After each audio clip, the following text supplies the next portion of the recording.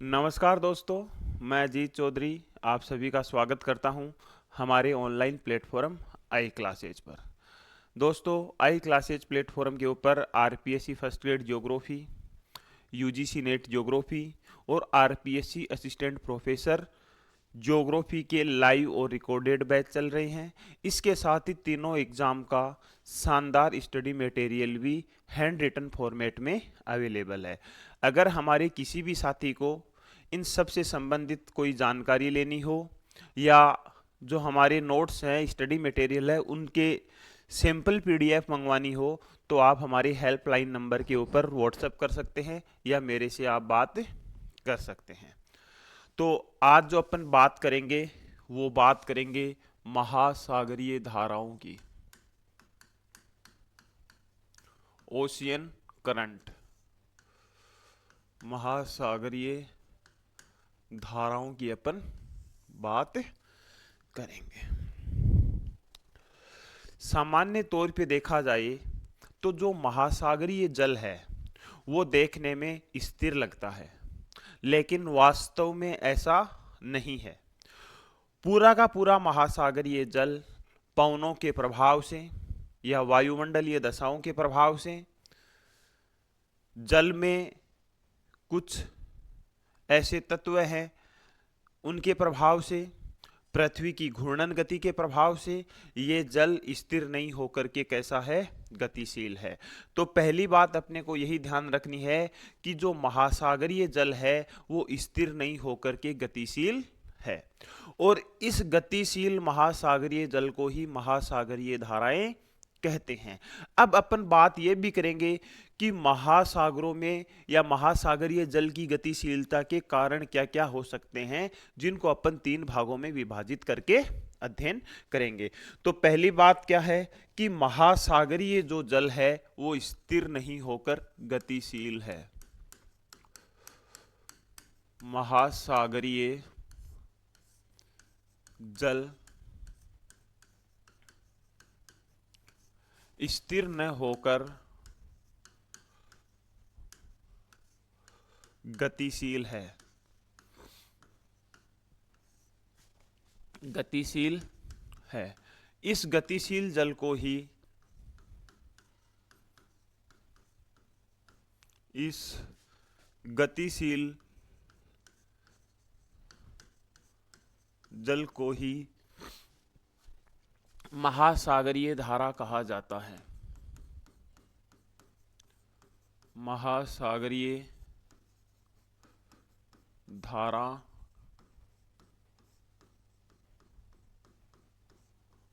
कहा जाता है।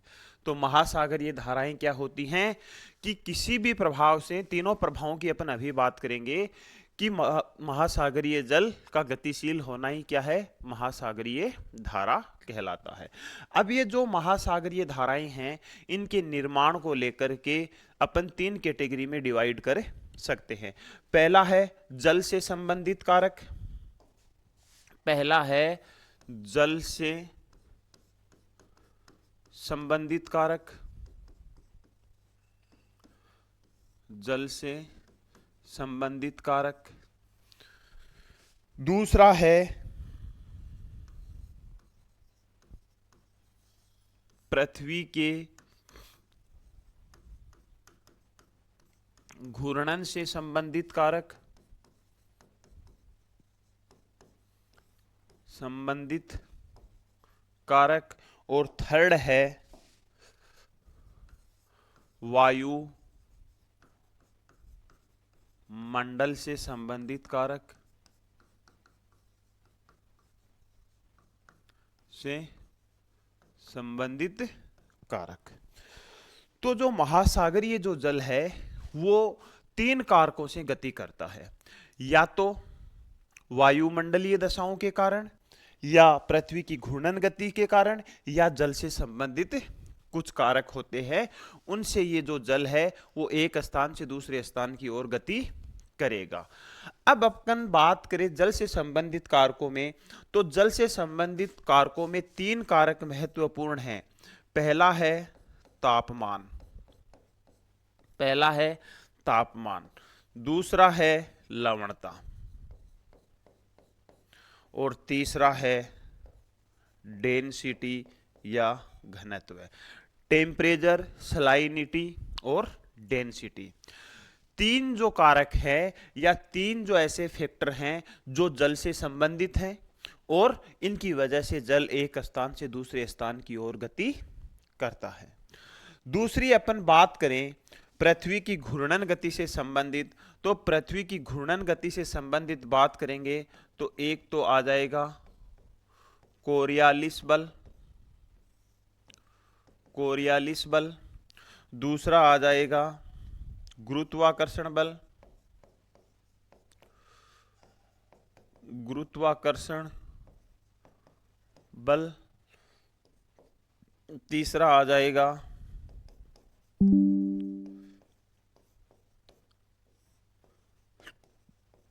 अपकेंद्रीय बल।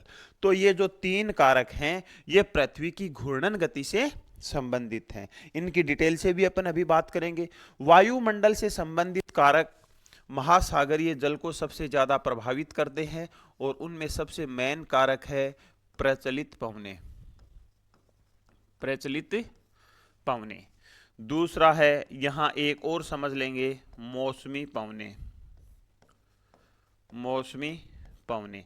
इसके अलावा यहां अपन बात करेंगे एयर प्रेशर की, वायु दाब की। इसके अलावा अपन बात करेंगे वर्षा की। इसके अलावा अपन बात करेंगे वाष्पीकरण की।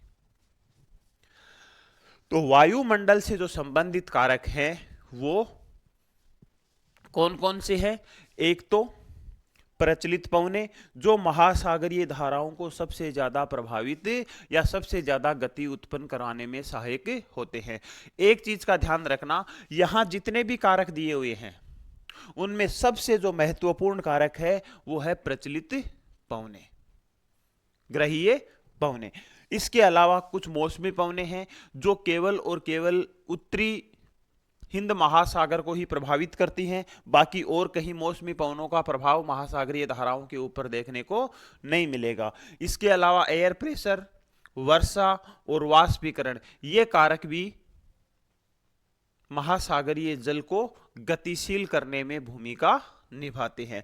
अब अपन एक एक की बात करते हैं कि ये किस तरीके से कार्य करते हैं। ले लो स्क्रीनशॉट। ठीक है, अब अपन सबसे पहले बात करेंगे जल से संबंधित कारकों की।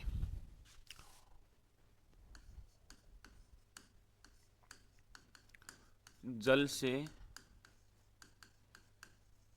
संबंधित कारक, जल से संबंधित कारक कौन कौन से हैं वो तो अपने को पता ही है। तो पहले अपन एक एक की बात करते हैं। पहला है तापमान। पहला कौन सा है? तापमान। देखो यहां एक क्षेत्र है, यहां क्या है? यहां है तापमान उच्च और यहां कैसा है? तापमान निम्न। बात क्लियर है? यहां तापमान उच्च होगा और यहां तापमान निम्न होगा। क्यों होगा? इसका कारण देख लो। यहां सूर्य की किरणें सीधी पड़ रही है और यहां सूर्य की किरणें तिरछी पड़ रही हैं। अब क्या होगा? देखो यहां तापमान उच्च होने के कारण महासागरीय जल गर्म होकर के फैलेगा। महासागरीय जल गर्म होकर के फैलेगा। जैसे आप किसी जार में पानी गर्म करते हैं तो अगर पानी ठंडा होता है तो वो हाई डेंस होता है, तो वो कम दिखाई देता है। लेकिन जैसे ही आप उसको थोड़ा सा गर्म करोगे तो वो थोड़ा धीरे धीरे फैलने लगेगा। तो यही कारण क्या हो रहा है? यहां अधिक तापमान के कारण इस भाग का जो महासागरीय जल है वो फैलने लगता है और फैलने के कारण निम्न तापमान वाले क्षेत्रों की ओर क्या करना शुरू कर देता है? गतिशील होना प्रारंभ कर देता है। तो तापमान के प्रभाव से जो महासागरीय धाराएं चलेंगी वो हाई टेम्परेचर से लो टेम्परेचर वाले क्षेत्रों की ओर चलेंगी। तो एक कारण हो सकता है इक्वेटोरियल रीजन से पोलर रीजन की ओर महासागरीय धाराओं का चलने का एक कारण ये भी हो सकता है। खैर अगर महासागरीय धाराओं के संदर्भ में अपन बात करें तो ये कुछ गौण कारक हैं, लेकिन प्रभावित जरूर करते हैं। दूसरा कौन सा है? दूसरा है घनत्व। देखो घनत्व का मतलब क्या है कि जहां घनत्व ज्यादा होगा वहां का जल भी थोड़ा नीचे बैठेगा। जैसे इस तरीके से है, ये क्षेत्र है उच्च घनत्व वाला, ये क्षेत्र है उच्च घनत्व वाला, ये क्षेत्र है निम्न घनत्व वाला। अब इस स्थिति में क्या होगा कि यहां तो क्या है, हाई डेंसिटी है, हाई डेंसिटी होने की वजह से जल है वो थोड़ा नीचे बैठ जाएगा बजाय लो डेंसिटी वाले जल की।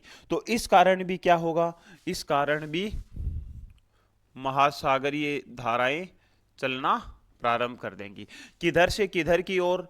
लो डेंसिटी क्षेत्र से हाई डेंसिटी क्षेत्र की ओर हवाएं चलना प्रारंभ कर देगी। अब अगर जो लवणता है, लवणता और डेंसिटी में भी धनात्मक संबंध है, लवणता और डेंसिटी में भी क्या है, धनात्मक संबंध है। अगर लवणता उच्च है तो डेंसिटी भी हाई है, तो तीसरा कारक है वो इससे ही संबंधित हो जाएगा। तीसरा कारक है लवणता, सलाइनिटी। अब सलाइनिटी में भी क्या होगा, इधर क्या है निम्न लवणता, इधर क्या है निम्न लवणता, और इधर है उच्च लवणता, हाई सलाइनिटी। तो उच्च लवणता वाला जल है वो भारी होता है क्योंकि उसकी डेंसिटी ज्यादा होती है, तो वहां का जो जल भारी होने की वजह से थोड़ा नीचे बैठ जाएगा, जबकि लो सलाइनिटी वाला जल हल्का होने की बजाय थोड़ा ऊपर रहेगा। और जैसे ही दोनों के बीच में ढाल प्रवणता बन जाएगी तो क्या होगा, निम्न लवणता से उच्च लवणता की ओर महासागरीय जल गति करना प्रारंभ कर देगा। बहुत सिंपल चीजें हैं अगर आप विथ डायग्राम इसको पढ़ते हो तो, और इसी हिसाब से हमारा सारा का सारा कंटेंट भी तैयार किया गया है कि आप एक बार अगर किसी कॉन्सेप्ट को देखोगे तो बहुत आसानी से समझ में आ जाएगा। अब देखो इसमें आपको कहीं थ्योरी क्रिएट करने की जरूरत नहीं पड़ रही है, और अगर पड़ रही है तो आप खुद यहां थ्योरी क्रिएट कर सकते हो। तो जल से संबंधित तीन महत्वपूर्ण कारक हैं, तापमान, घनत्व और लवणता। इसमें जो दो कारक हैं वो समान दिखाई दे रहे हैं, जबकि तापमान वाला है वो इनसे थोड़ा उल्टा दिखाई दे रहा है। ये तो दोनों ही निम्न से उच्च की ओर चल रही हैं और तापमान उच्च से निम्न की ओर चल रहा है। बात क्लियर है जल से संबंधित कारकों में? ले आओ स्क्रीनशॉट। और अब अपन बात करते हैं नेक्स्ट जो अपना कारक है पृथ्वी की घूर्णन गति से संबंधित। नेक्स्ट अपन बात करेंगे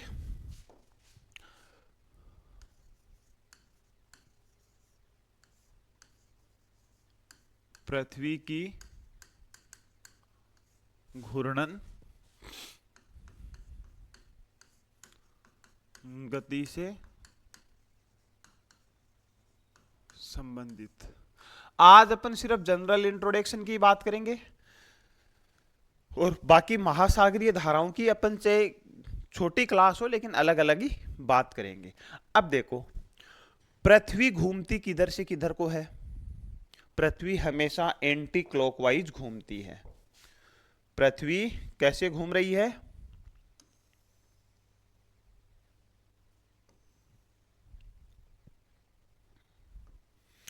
पृथ्वी घूम रही है एंटी क्लॉकवाइज, मतलब पृथ्वी घूम रही है पश्चिम से पूर्व, या अपन बोल देंगे एंटी क्लॉकवाइज, या अपन बोल देंगे वामाव्रत। तीनों ही चीजें ध्यान रखोगे, कोई भी नाम आ सकता है।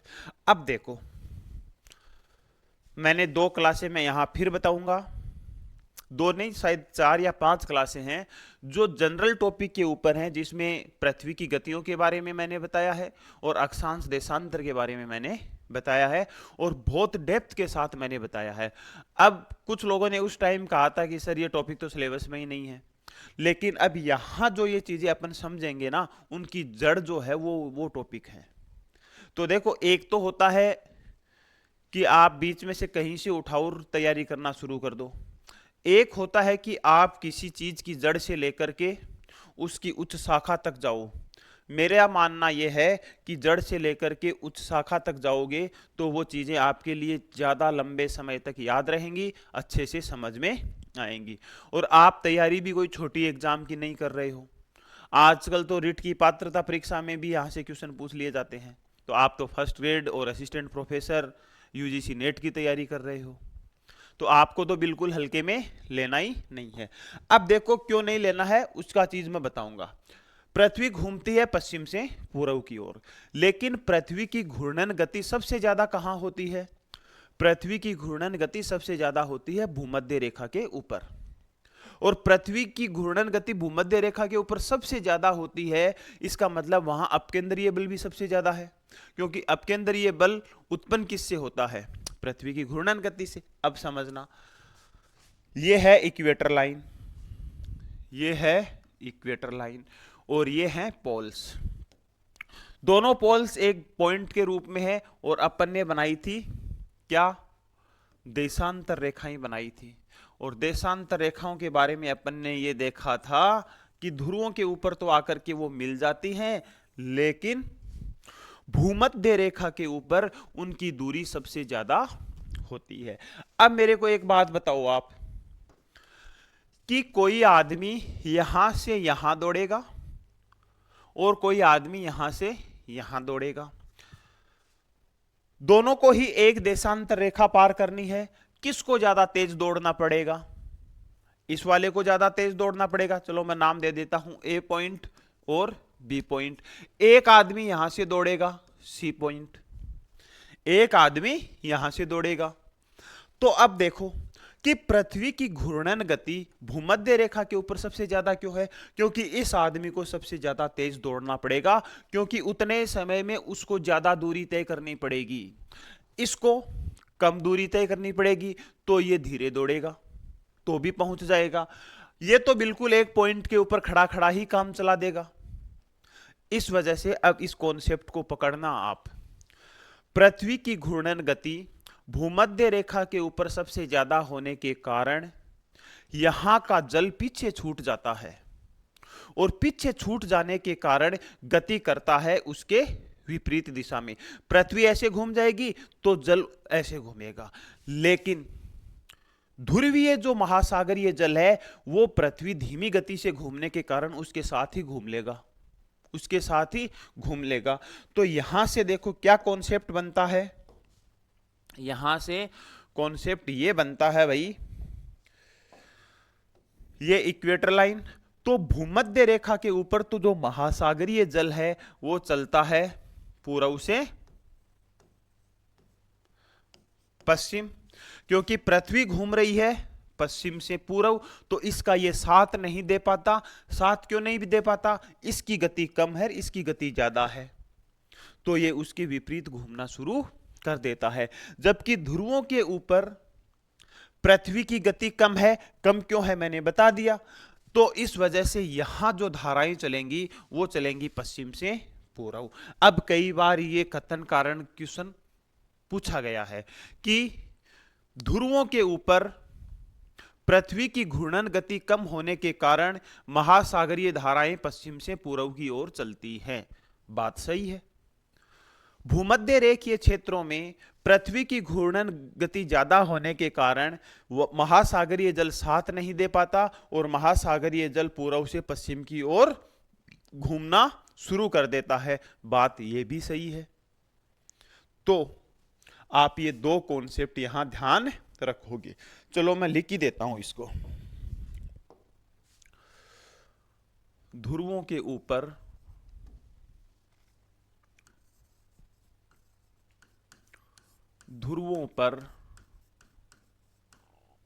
पृथ्वी की गति कम होने के कारण पृथ्वी की गति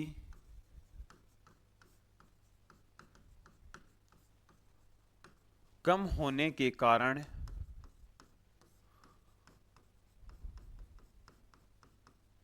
महासागरीय जल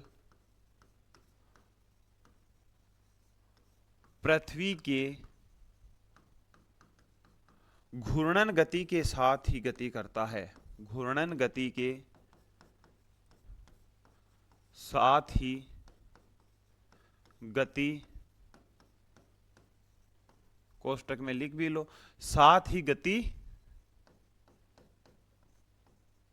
करता है। बात क्लियर हो गई? ये बात किसकी हुई? पोल्स की। अब अपन बात एक और किसकी कर लेंगे? इक्वेटोरियल रीजन की। भूमध्य रेखा पर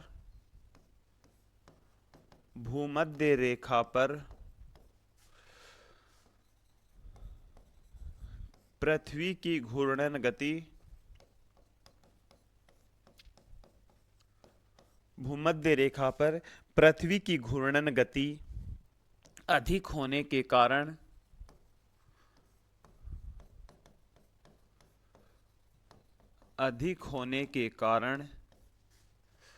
महासागरीय जल साथ नहीं दे पाता। महासागरीय जल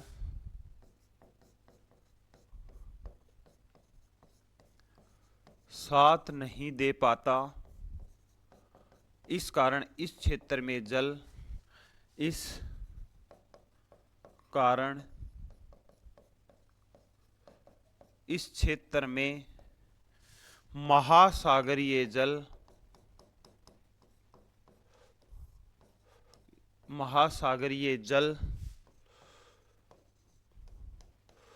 पूर्व से पश्चिम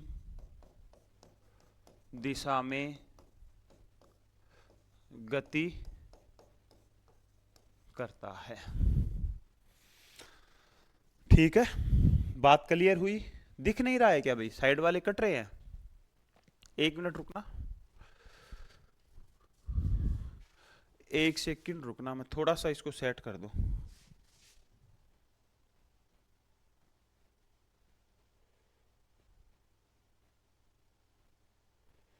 अभी ठीक है ना? अब ले स्क्रीनशॉट। अब यहां एक चीज यहीं देख लो, पृथ्वी की घूर्णन गति के कारण उत्पन्न होता है कोरियोलिस प्रभाव। पृथ्वी की घूर्णन गति के कारण उत्पन्न होता है क्या? घूर्णन गति के कारण उत्पन्न होता है कोरियोलिस प्रभाव, कोरियोलिस इफेक्ट या कोरियोलिस फोर्स। तो कोरियोलिस बल के कारण उत्तरी गोलार्ध की महासागरीय धाराएं घूमेंगी क्लॉकवाइज और दक्षिणी की घूमेंगी एंटी क्लॉकवाइज। तो कोरियोलिस बल के कारण उत्तरी गोलार्ध का महासागरीय जल, उत्तरी गोलार्ध का महासागरीय जल क्लॉकवाइज या दक्षिणावर्त घूमेगा और दक्षिणी गोलार्ध का जल, दक्षिणी गोलार्ध की धाराएं एंटी क्लॉकवाइज या वामाव्रत घूमेंगी। वैसे नियम बेसिक ही काम करेगा।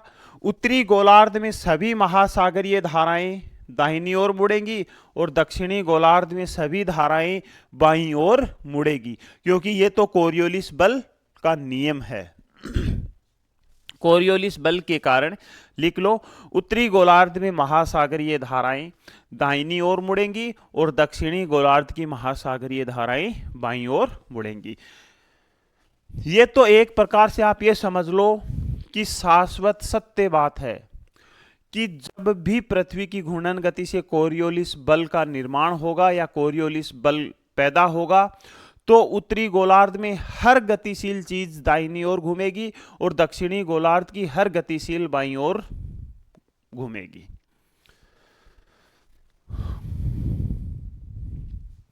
क्लियर है बात? हाँ, ले स्क्रीनशॉट ले। अब यहीं अपन कुछ और बात कर लेते हैं। गुरुत्वाकर्षण बल और अपकेंद्रीय बल दो और हैं। तो जहां जिन क्षेत्रों में ग्रेविटेशनल फोर्स ज्यादा होगा वो कम ग्रेविटेशनल फोर्स वाले जल को अपनी ओर आकर्षित करेंगी और वहां से जल चलना क्या कर देगा? प्रारंभ कर देगा। इसी तरीके से जहां कहीं भी अपकेंद्रीय बल काम कर रहा है या जहां कहीं भी शीत जल उद्वेलन हो रहा है, शीत जल उद्वेलन का मतलब नीचे का पानी धरातल के ऊपर आकर के फैल जाता है, वो क्या है? अपकेंद्रीय बल के सहारे ही तो काम करता है। इस वजह से भी महासागरीय जल गति करता है। तो आप ये ध्यान रखोगे कि पृथ्वी की घूर्णन गति से संबंधित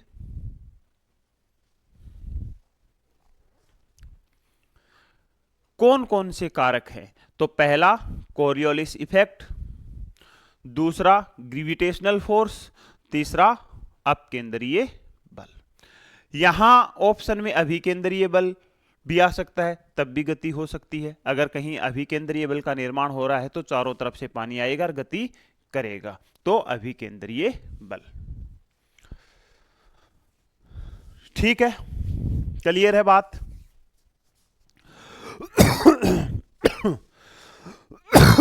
सॉरी भाई। अब अपन बात करेंगे अपने तीसरे पॉइंट की, और तीसरा पॉइंट क्या था?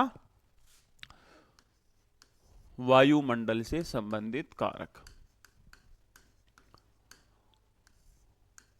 वायुमंडल से संबंधित कारक। अब देखो, वायुमंडल से संबंधित कारकों की बात करें तो पहला कारक है प्रचलित पवन। प्रचलित पवन, और यह सबसे बड़ा कारण भी है महासागरीय धाराओं के चलने का। यह सबसे बड़ा कारण भी है महासागरीय धाराओं का चलने का। देखो, बात कर ही लेते हैं। ये है 0 डिग्री, ये है 5 डिग्री, ये है 5 डिग्री। ये क्षेत्र तो शांत क्षेत्र है, यहां तो क्षैतिज पवन प्रवाह चलता ही नहीं है, तो यहां तो महासागरीय जो जल है वो लगभग कैसा रहेगा? स्थिर रहेगा। ये है 30 डिग्री साउथ, ये है 30 डिग्री नॉर्थ,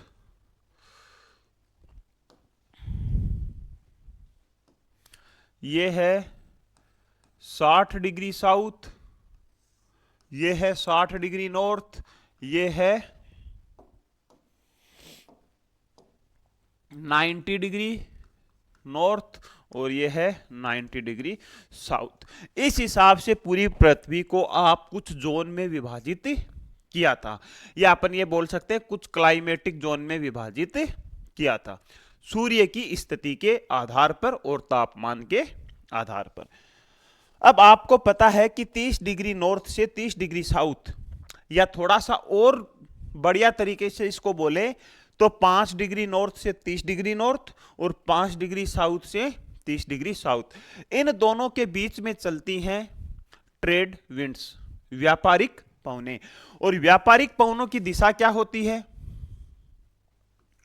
व्यापारिक पवनों की दिशा होती है पूर्व से पश्चिम। बात क्लियर है? अब व्यापारिक पवनों की दिशा पूर्व से पश्चिम होने के कारण इस क्षेत्र का जितना भी महासागरीय जल होगा वो चलेगा पूर्व से पश्चिम की ओर। तो यहां जितने भी अपन महासागरीय धाराओं की बात करेंगे वो सारी की सारी महासागरीय धाराएं पश्चिम से पूर्व की ओर बात करेंगे, या पूर्व से पश्चिम की ओर वो चलेंगे। दूसरा बात है 30 से 60, 30 से 60 के बीच में चलती हैं पछुआ पवनें। 30 से 60 के बीच में चलती है पछुआ पवने, और पछुआ पवने चलती हैं किधर से? पश्चिम से पूर्व। तो यहां जितना भी महासागरीय जल गति करेगा वो करेगा पश्चिम से पूर्व की ओर। तो यहां एक चीज समझना है, जैसे ही कोई महासागरीय धारा इन क्षेत्रों में चल रही है, व्यापारिक पवन क्षेत्रों में चल रही है, तो उसकी दिशा होगी पश्चिम से पूर्व।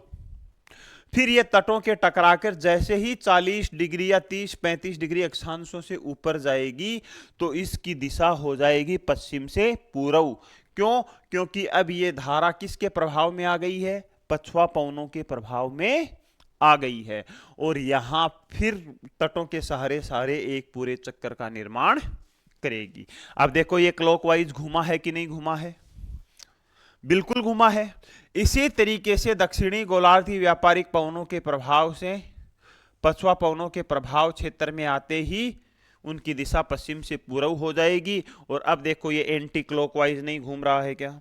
ये क्लॉकवाइज घूम रहा है, ये एंटी क्लॉकवाइज घूम रहा है, और ऐसी आकृति को कहा जाता है गायर।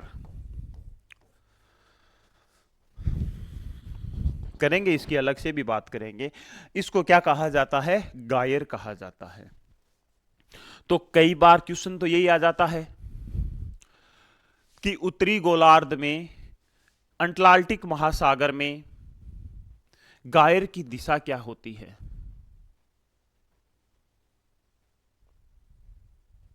क्लॉकवाइज। दक्षिणी गोलार्धों में जितने भी गायर बनेंगे उनकी दिशा क्या होगी? Anti clockwise.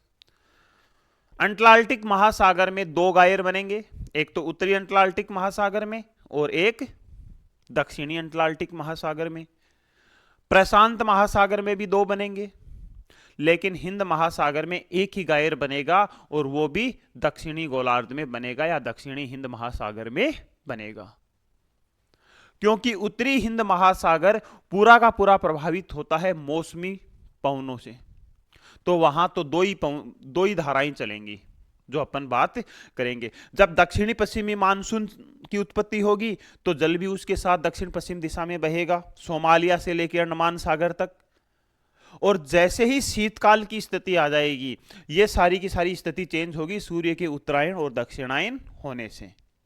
तो जैसे ही सूर्य दक्षिणायन होगा तो उत्तर पूर्व से हवाएं चलना प्रारंभ कर देगी, तो जल भी उसके सहारे अंडमान सागर से सोमालिया तक उत्तर पश्चिम दिशा में प्रवाहित होगा। यही दो धाराएं हिंद महासागर में, उत्तरी हिंद महासागर में बनती हैं। तो ये तो और चीजें अच्छे समझ में आ जाएगी जब हम धाराएं पढ़ेंगे। तो बात यह है कि वायुमंडल से संबंधित कारकों में पहला जो कारक है वो कौन सा है? प्रचलित पवन है।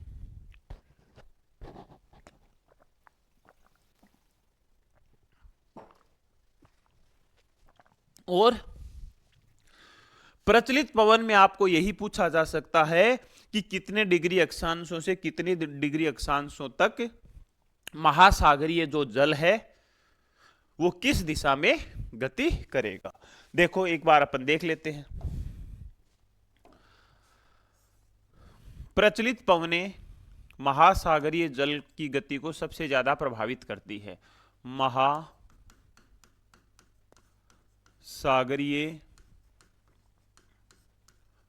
जल की गति को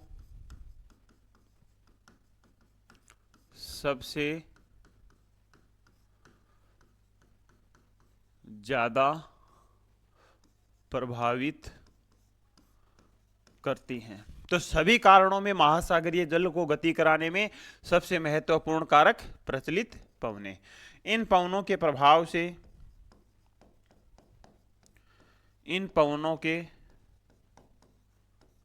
प्रभाव से अब मैं लिख रहा हूं एक एक बात एक, व्यापारिक क्षेत्र में व्यापारिक पवन क्षेत्र में महासागरीय जल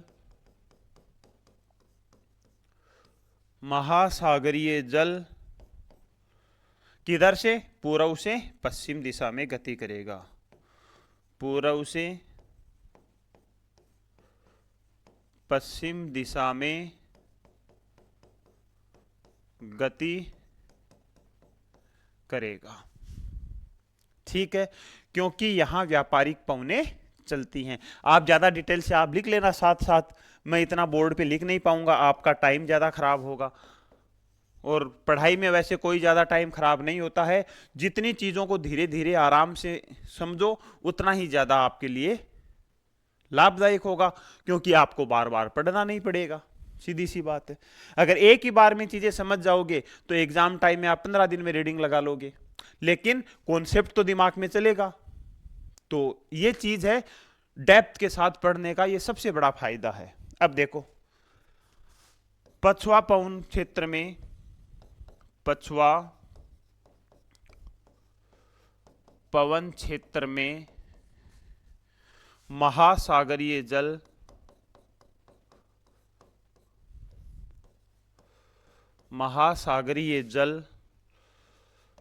पश्चिम से पूर्व दिशा में चलेगा।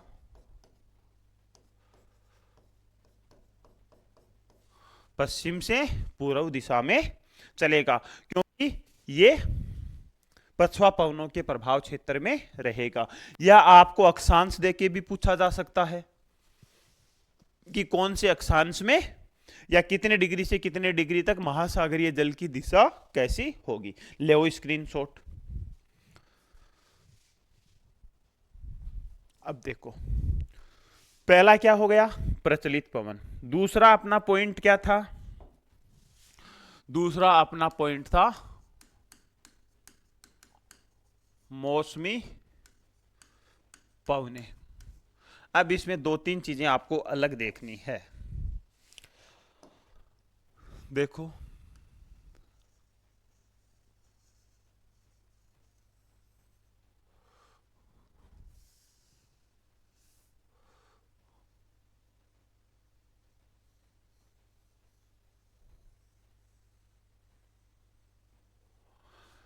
ये है भारत। बढ़िया बन गया क्या भाई? ये है 23.5 कर्क रेखा, ये है 0 डिग्री, और ये क्या है, मकर रेखा। ये क्या है, मकर रेखा। सूर्य की स्थिति है यहां पर, थोड़ा मैं शॉर्ट में बताऊंगा क्योंकि इस कॉन्सेप्ट को अपन बहुत बार पढ़ चुके हैं। ये क्या है, सूर्य की स्थिति है, और सूर्य की किरणें जो हैं वो कर्क रेखा के ऊपर सीधी पड़ रही है। बात है ये 21 जून की। जैसे ही सूर्य की किरणें कर्क रेखा के ऊपर सीधी पड़ती हैं तो भारतीय उपमहाद्वीप अत्यधिक गर्म हो जाता है। तो यहां तापमान क्या रहेगा, अधिक। तो तापमान अधिक होगा तो एयर प्रेशर क्या हो जाएगा, लो। इसके विपरीत यहां तापमान क्या है, कम, तो वायुदाब कैसा होगा, हाई प्रेशर होगा। अब देखो, यहां हाई प्रेशर से लो प्रेशर की ओर क्या चलेंगी, हवाएं चलेंगी। इस वजह से हिंद महासागर का जल भी इन पवनों के प्रभाव से यहां अफ्रीका का सोमालिया है।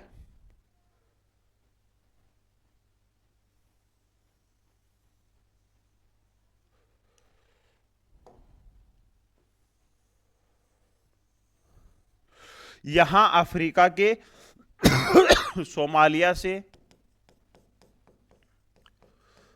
आज अफ्रीका के, आज नाम ऐसे ही आ रहा है, अफ्रीका के सोमालिया से लेकर के अंडमान सागर तक इन पवनों के प्रभाव से हिंद महासागर का जल भी कैसे चलेगा, दक्षिण पश्चिम की ओर चलेगा।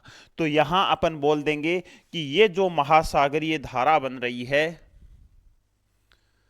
ये कौन सी है, दक्षिण पश्चिमी मानसूनी धारा।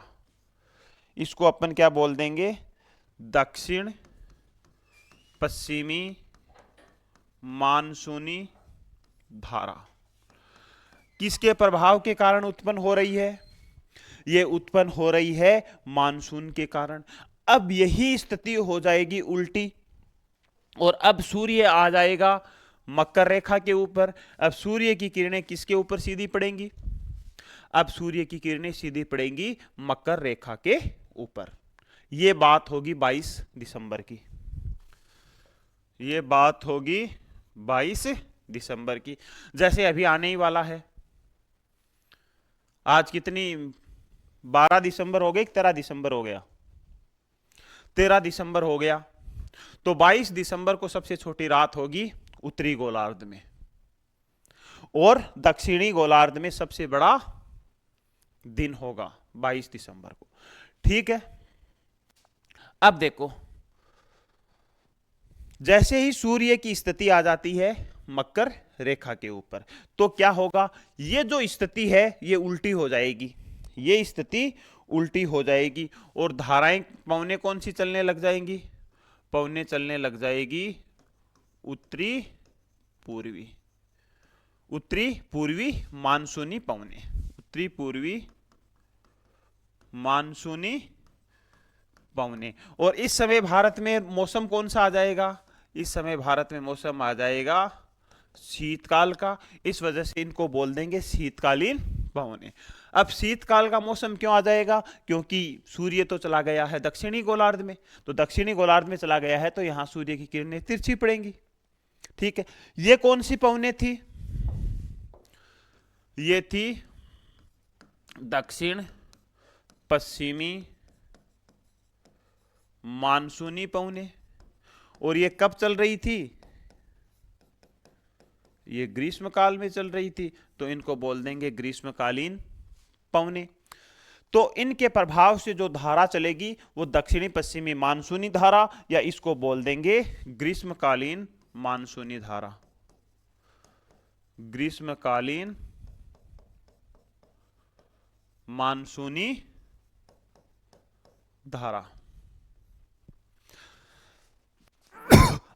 अब ये स्थिति उल्टी हो जाएगी, अब ये स्थिति उल्टी हो जाएगी, तो यहां तो क्या बन जाएगा?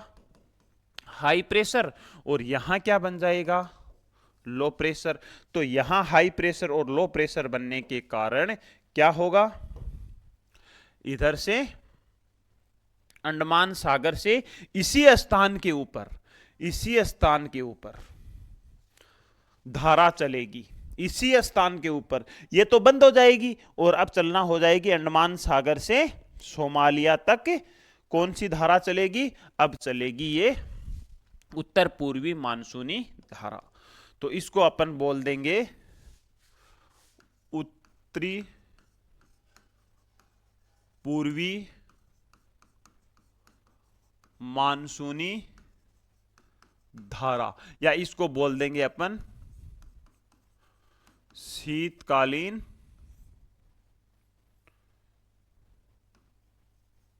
मानसूनी धारा, शीतकालीन मानसूनी धारा। तो ये जो स्थिति है ये आपको केवल और केवल उत्तरी हिंद महासागर में ही देखने को मिलेगी। दक्षिणी हिंद महासागर में तो वैसे ही सिस्टमैटिक ढंग से महासागरीय धाराएं चलेंगी। बात क्लियर हुई भाई? बात क्लियर हो गई ना? इसको अगर बहुत डिटेल के साथ पढ़ना है तो मैंने इंडियन ज्योग्राफी में मानसून के समय पढ़ा रखा है, तो आप वहां से पढ़ सकते हो। तो मौसमी जो धाराएं हैं वो कौन से महासागर की विशेषता है, ये क्वेश्चन आ सकता है। तो उत्तरी हिंद महासागर की। उत्तरी हिंद महासागर में दो धाराएं चलेंगी, ग्रीष्म काल में ये चलेगी और शीतकाल में ये चलेगी। 6 महीने एक चलेगी और 6 महीने एक चलेगी, पूरा साल हो जाएगा। ले वो स्क्रीनशॉट। 2 पॉइंट और हैं छोटे छोटे। एक तो क्या है? वायुदाब का है, एक तो वायुदाब का है। तो जहां दाब ज्यादा होगा, जहां एयर प्रेशर ज्यादा होगा, हाई एयर प्रेशर होगा और लो एयर प्रेशर होगा, तो हाई प्रेशर वाले जो क्षेत्र है वहां जो जल का तल है वो थोड़ा क्या हो जाएगा, नीचा हो जाएगा, और नीचा हो जाएगा तो लो एयर प्रेशर से हाई एयर प्रेशर की ओर धाराएं चलना प्रारंभ कर देंगी। ठीक है, दूसरा क्या है, एक पॉइंट है वर्षा, दूसरा पॉइंट क्या है, वर्षा। अब वर्षा का क्या सीन है कि जिन क्षेत्रों में अधिक वर्षा होगी वहां जल का तल ऊंचा हो जाएगा, जिन क्षेत्रों में ज्यादा वर्षा होगी वहां जल का तल ऊंचा हो जाएगा, और ऊंचा हो जाएगा तो कम वर्षा वाले क्षेत्रों में जल का तल क्या रहेगा, नीचा रहेगा। इस वजह से अधिक वर्षा वाले क्षेत्रों से कम वर्षा वाले क्षेत्रों की ओर महासागरीय जल गति करना प्रारंभ कर देगा। आप देखते ही हो भाई ये तो सिचुएशन कि जिधर से नदी नाले ज्यादा होते हैं बारिश के समय, जिधर पानी ज्यादा इकट्ठा हो रहा है इकट्ठा हो रहा है वो चलना शुरू कर देता है कम जल की ओर।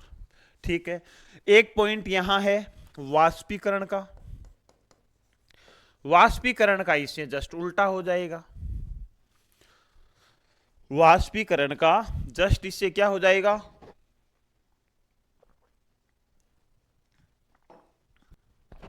इससे उल्टा हो जाएगा। जिन स्थानों के ऊपर अधिक तापमान होगा वहां पर वाष्पीकरण ज्यादा होगा, वाष्पीकरण ज्यादा होने से वहां का बहुत सारा जल वाष्प बन के ऊपर चला जाएगा, इस वजह से जल का तल क्या हो जाएगा, नीचा हो जाएगा। इसके विपरीत अगर कम वाष्पीकरण क्षेत्रों की बात करें तो वहां जल का तल ऊंचा रहेगा, तो वहां से जल अधिक वाष्पीकरण वाले क्षेत्रों की ओर चलना प्रारंभ कर देगा। शायद लिखवाने की जरूरत नहीं पड़ेगी, है ना, लिख लोगे अपने आप ही, छोटे छोटे पॉइंट हैं। तो ले वो स्क्रीनशॉट। ये महासागरीय धाराओं की उत्पत्ति से संबंधित सारे के सारे कारण अपने पूरे होते हैं।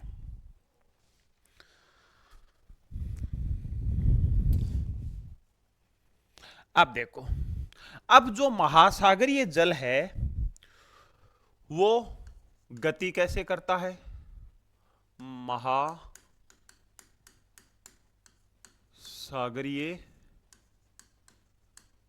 जल गति के प्रकार।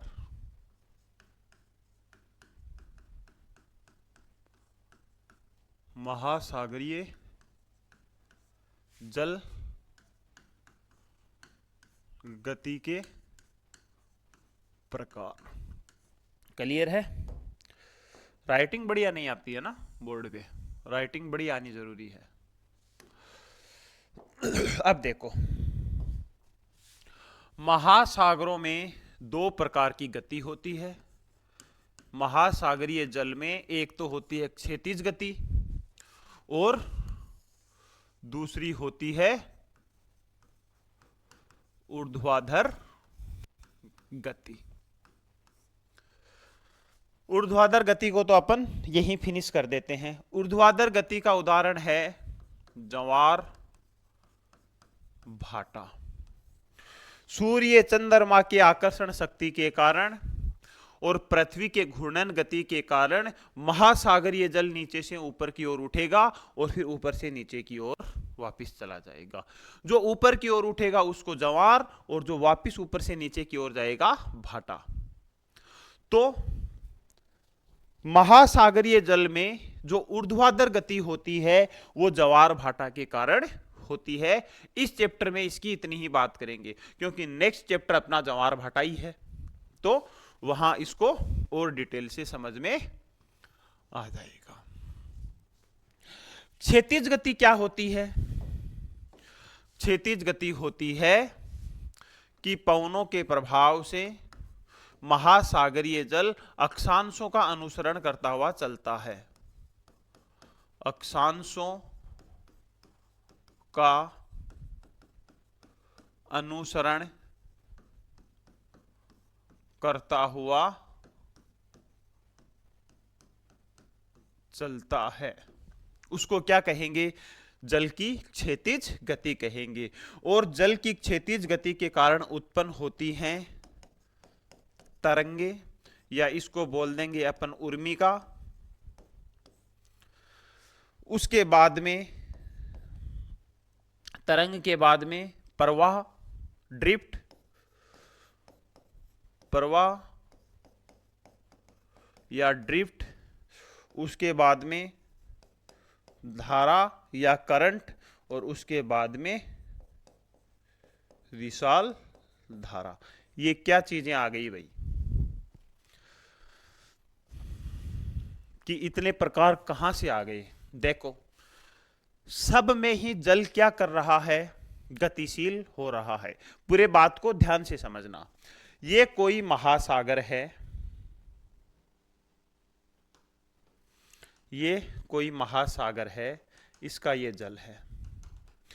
अगर महासागर की सतह के ऊपर हवा धीरे चल रही है तो महासागरीय जल धीरे धीरे गति करेगा। मतलब आप कभी शांत मौसम में किसी झील के किनारे या किसी तालाब के किनारे बैठ करके देखा होगा कि जैसे हल्की हवा चल रही है, अगर पैमाना देखा जाए तो 2 नॉट से कम अगर हवा चल रही है तो महासागरीय जल धीरे धीरे धीरे धीरे इस तरीके से चलता है।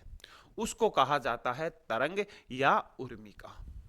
उसकी दिशा निश्चित नहीं होती है। अगर इधर से हवा आई तो इधर चलने लग गया, इधर से हवा आई तो इधर चलने लग गया, मतलब शांत तरीके से वो पानी बहता रहता है। उसको कहा जाता है तरंग या उर्मिका। ज्यादा एग्जाम में यहां जो नाम काम में लिया जाएगा वो उर्मिका लिया जाएगा।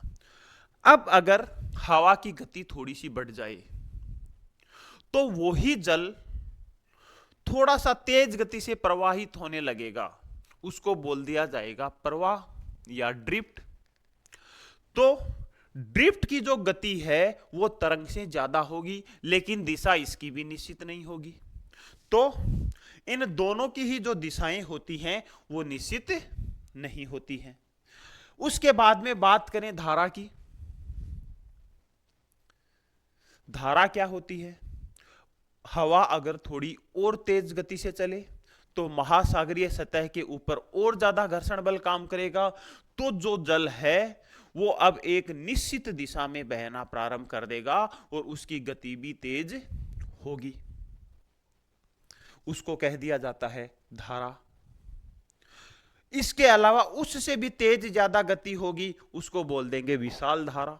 मतलब जैसे धरातलीय नदियां बहती है उसी तरीके से महासागरीय जल एक स्थान से दूसरे स्थान की ओर तेज गति से गति करता हुआ बहेगा, उसको बोल देंगे विशाल धारा। धारा और विशाल धारा में कोई ज्यादा डिफरेंस नहीं है, दोनों की ही जो गति होती है वो तेज होती है, दिशा इनकी निश्चित होती है। तो ये कोई ज्यादा बड़ी बलाई नहीं है। सिर्फ और सिर्फ आपको यही ध्यान रखना है कि ये सभी चीजों में या सभी नामों में महासागरीय जल का प्रवाह ही हो रहा है, बस प्रवाह होने की स्पीड अलग अलग है।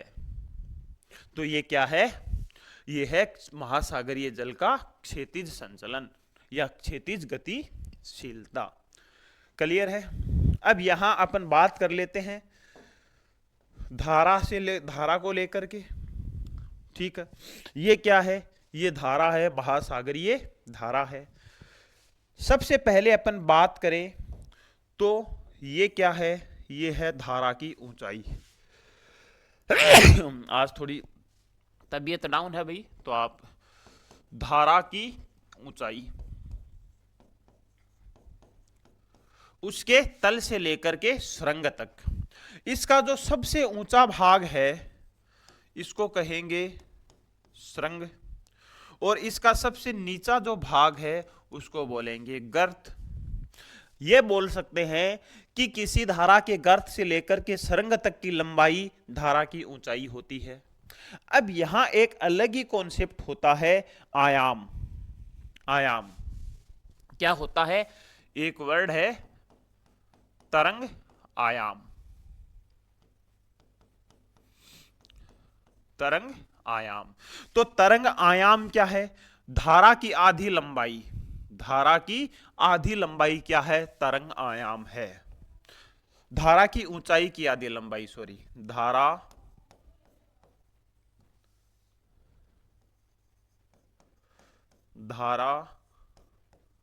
की ऊंचाई का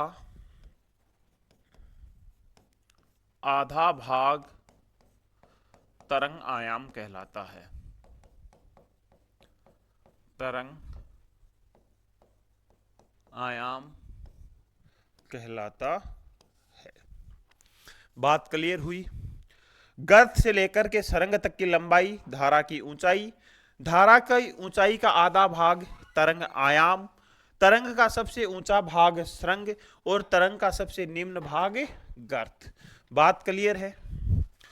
अब देखो, दो सरंग के बीच की दूरी या दो गर्तों के बीच की दूरी यह कहलाता है तरंग दैर्घ्य या तरंग लंबाई, तरंग लंबाई या वेव लेंथ।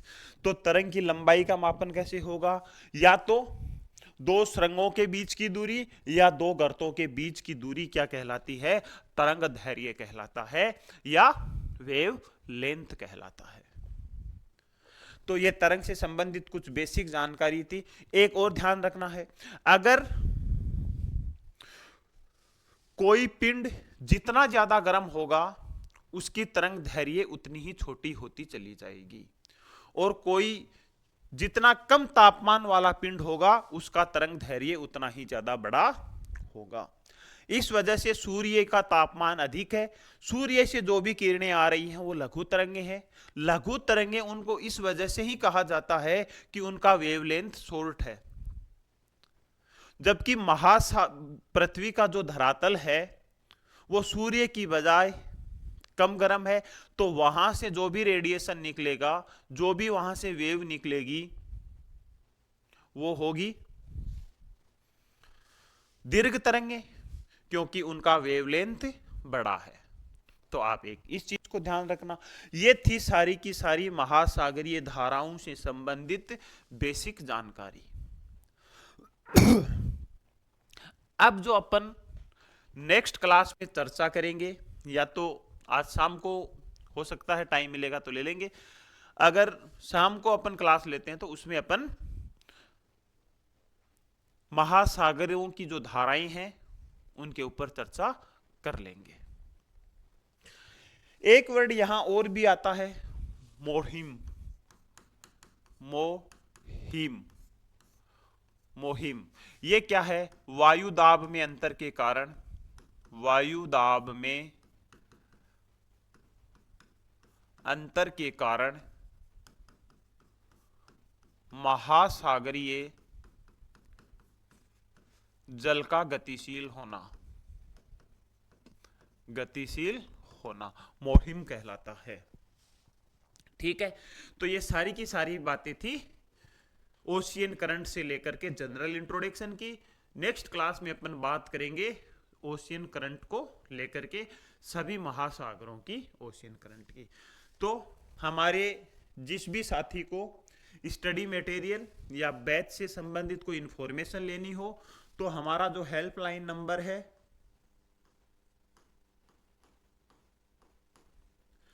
8094610611 के ऊपर आप कॉल करके मेरे से बात कर सकते हो, और अपने सारे डाउट क्लियर होने के बाद आप हमारे साथ ज्वाइन करके अपनी तैयारी को और ज़्यादा बेहतर बना सकते हो। आज के लिए इतना ही, सभी को धन्यवाद।